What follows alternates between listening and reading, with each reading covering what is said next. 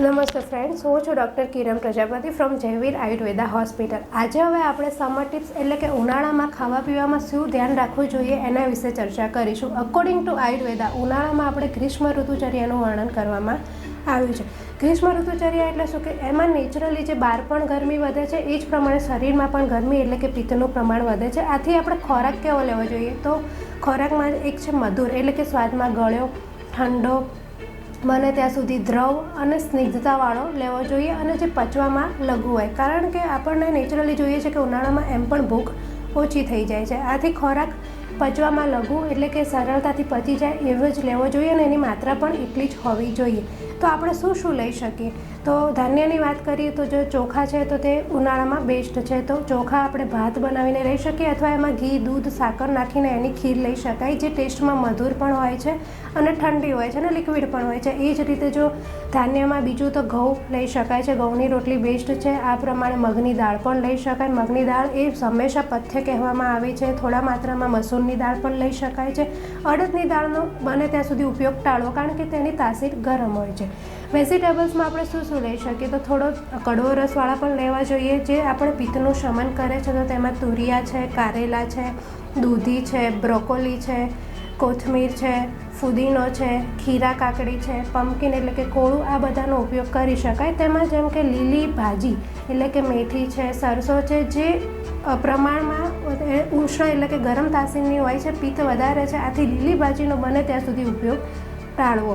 ફ્રૂટ્સમાં આપણે મધુર એટલે કે ગળ્યા ફ્રૂટ્સ લેવા જોઈએ, જેમ કે પાકી કેરી છે, પાકા કેળા છે, સફરજન છે, પાકી દ્રાક્ષ છે, આ લઈ શકાય. આ ઉપરાંત જેમાં પાણીની માત્રા વધારે એવા એટલે કે ડિહાઇડ્રેશન અટકાવે તેવા ફ્રૂટ્સ છે, જેમ કે વોટરમેલન છે, ટેટી છે, સ્ટ્રોબેરી છે, કીવી છે, લીચી છે, આ બધું લઈ શકાય. કેમ લેવું જોઈએ? જેમ કે લીચી છે તો તેમાં એન્ટીઓક્સિડન્ટ ભરપૂર માત્રામાં હોય છે, જે આપણને ઓક્સિડેટિવ સ્ટ્રેસ ઓછો કરવામાં ઉપયોગી બને છે. એ જ પ્રમાણે ટેટી છે એ મધુર હોવાની સાથે ઠંડી હોવાથી શરીરમાં થતી બળતરા અથવા ઊનવામાં રાહત આપે છે.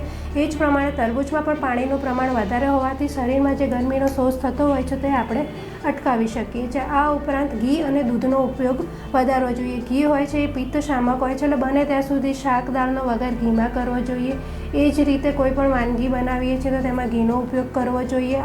આ જ રીતે દૂધ પણ મધુર હોવાથી દૂધનો ઉપયોગ કરી શકાય. આ સાથે આપણે બીજું તો જે છે કાળી ખજૂર છે, જેમાં કેલરીનું પ્રમાણ વધારે માત્રામાં અને સ્વીટ હોય છે, તો એ લઈ શકાય. કાળી દ્રાક્ષ લઈ શકાય, આમળા લઈ શકાય.